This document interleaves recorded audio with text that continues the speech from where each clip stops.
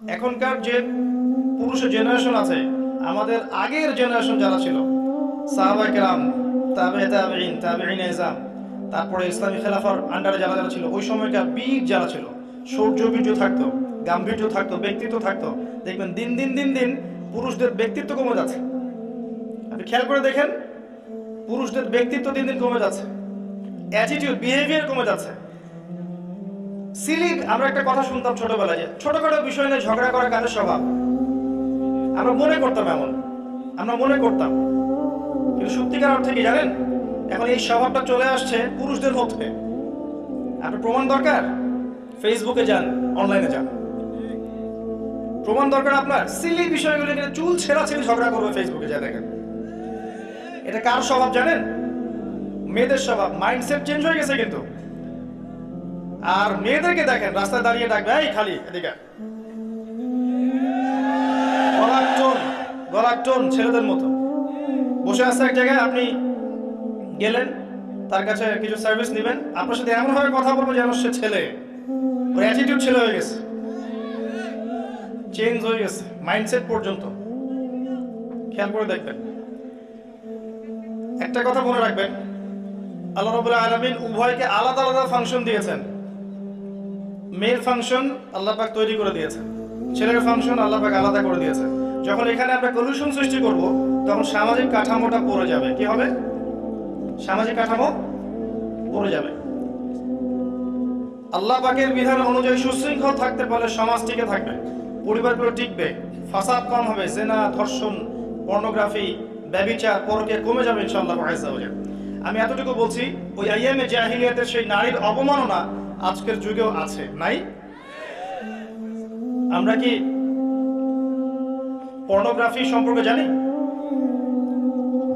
আমরা কি beauty contest সম্পর্কে জানি? আমরা কি মেয়েদের যে ক্যাটওয়াক ফ্যাশন শো সম্পর্কে জানি? এই বিষয়গুলোতে মেয়ের কি ডিগনিটি বেড়েছে না কমেছে? যে কোনো পণ্য কিনতে যান, সেখানে আপনি কি দেখবেন একটা মেয়ের নগ্ন ছবি, এটাতে মেয়ের সম্মান বেড়েছে না কমেছে? যদি কেউ মনে করে এগুলোতে সম্মান বাড়ছে, তাহলে তার তো মঙ্গল গ্রহে থাকা দরকার, পৃথিবীতে থাকার দরকার আছে? কিচ্ছু চেঞ্জ হয়নি। 5 নাম্বার, গোত্রীয় হানাহানি। আপনি খেয়াল করে দেখবেন, ওই যে আইয়ামে জাহিলিয়াতের গোত্রীয় দ্বন্দ্ব, এখন এটা কোনো কোনো ক্ষেত্রে ধর্মীয় দ্বন্দ্ব, কোনো কোনো ক্ষেত্রে পলিটিক্যাল দ্বন্দ্ব, কোনো কোনো ক্ষেত্রে বৈশ্বিক দ্বন্দ্ব রূপ নিয়েছে। খেয়াল করে দেখেন, সেম সুন্নাহ। ধর্মের মধ্যে দেখবেন শতদা বিভক্ত, একে অপরের সাথে গাদা ছড়াছড়ি, কিবত ধর্মদের সংস্কৃতি চর্চা করছে, শতদা বিভক্ত, এবং সম্পর্ক ভালো নাই। এই যে ব্যাপারগুলো, ধর্মতাত্ত্বিক ভাবে আমরা একে অপরের সাথে লেগে আছি কোনো কোনো ক্ষেত্রে, আবার দেখবেন কোনো কোনো ক্ষেত্রে পলিটিক্যালি লেগে আছে। অথচ আমরা সবাই কিন্তু ভাই, সবাই মুসলিম, সবাই এক আল্লাহর বান্দা, আমাদের মধ্যে কিন্তু কোনো পার্থক্য নাই।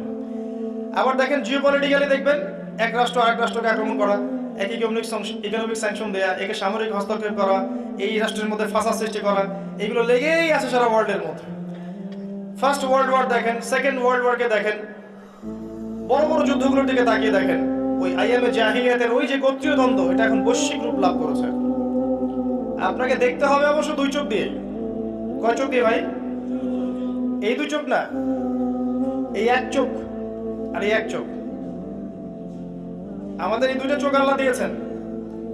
লাহুম কুলুবুন লা ইয়াফকাহুনা বিহা ওয়া লাহুম আ'য়ুনুন লা ইউবসিরুনা বিহা ওয়া লাহুম আযানুন লা ইয়াসমাউনা বিহা উলাইকা কাল আনআম বাল হুম আদাল ওয়া উলাইকা হুমুল গাফিলুন। আল্লাহ পাক বলেছেন, হৃদয় দিয়েছিলাম উপলব্ধি করে নাই, 2 চোখ দিয়েছিলাম দেখেনি, চোখ দিয়েছিলাম দেখে নাই, কান দিয়েছি শোনেনি, এরা গবাদি পশুর মতো ছিল, বরং তার চেয়ে নিকৃষ্ট ছিল।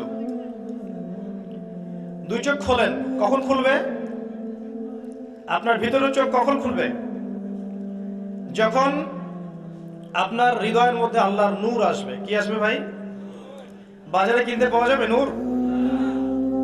কখন আসবে?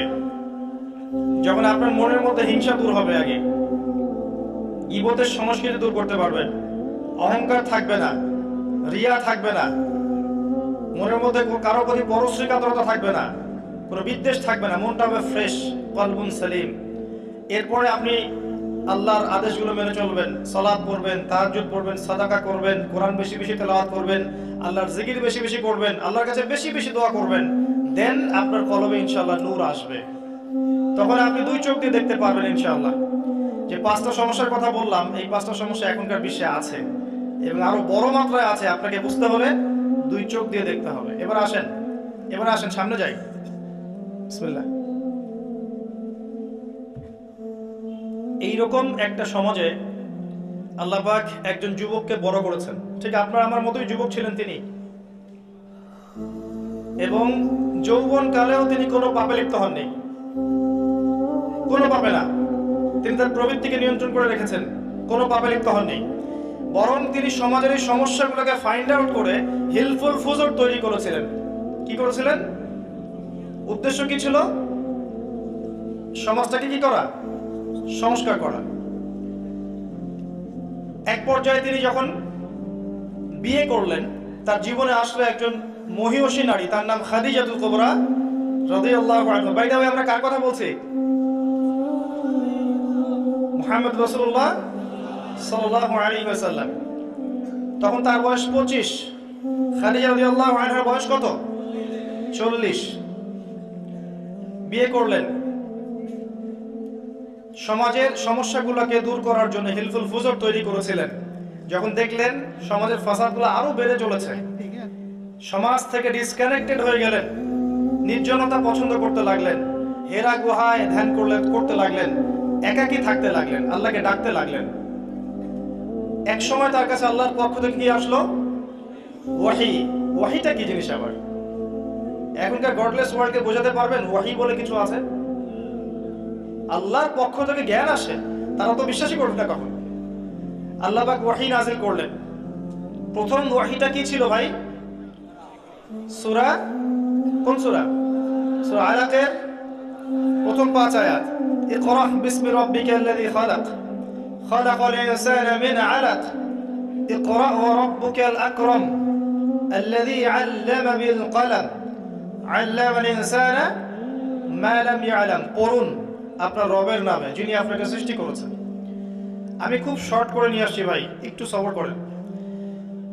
পড়ুন আপনার রবের নামে, যিনি আপনাকে সৃষ্টি করেছেন। খালাকাল ইনসানা মিন আলাক, যিনি মানুষকে আলাক থেকে সৃষ্টি করেছেন, জমাট বাঁধা রক্তপিণ্ড থেকে। পড়ুন আপনার রব মহামান্বিত, যিনি মানুষকে কলম দ্বারা জ্ঞান শিক্ষা দিয়েছেন। আল্লামাল ইনসান মা লাম ইয়ালাম, মানুষকে সেই জ্ঞান শিক্ষা দিয়েছেন যা মানুষ জানতো না। প্রথম ওয়াহি পড়ো কেন? কি কারণে? ওখানে শিরক আছে, সুদ আছে, নারীর অবমাননা আছে, সেখানে মাদক আছে, গোত্রীয় হানাহানি আছে। আল্লাহ পাক পড়তে বললেন কি জন্য? তাহলে প্রথমে নামাজ পড়তে বললেন না, রোজা রাখতে বললেন না, আল্লাহ পাক প্রথমে যাকাত দিতে বললেন না, এমনকি এটাও বললেন না মূর্তি পূজা করো না। এটা বলেছেন প্রথমে? কি বললেন প্রথমে? মেসেজ আপনার জন্য, যে আপনি যদি এই জাহেলিয়াত পূর্ণ সমাজ ও বিশ্বকেও পরিবর্তন করতে চান, বা কোন ইচ্ছা থেকে থাকে, আদৌ কোন ইচ্ছা থেকে থাকে, আগে আপনাকে পড়াশোনা করতে হবে ভাই। কি করতে হবে? আজকে রাত যদি সারা রাত ওয়াজ করেন, ওয়াজ শুনবে মানুষ। সারা রাত একটা বই দিয়ে দেন সবার হাতে একটা একটা করে, আর রাহিকুল মাকতুম বইটা সবাইকে এক পিস করে দিয়ে দেন, দিয়ে বলেন যে ফজরের নামাজের পরে পরীক্ষা হবে, দেখবেন 10% আছে, বাকিরা নাই। মানুষ পড়তে চায় না, আমাদের জেনারেশন এখন পড়াশোনা করতে চায় না, শর্টকাট টেকনিক খোঁজে। শর্টকাট টেকনিক, কিভাবে আমি শর্টকাটে পার হব। দিন প্রতিষ্ঠার কোনো শর্টকাট টেকনিক নাই, দিনের প্রচার প্রসার প্রতিষ্ঠার কোনো শর্টকাট টেকনিক নাই। একটাই সুন্নাহ আছে, রাসূলুল্লাহ সাল্লাল্লাহু আলাইহি ওয়াসাল্লাম।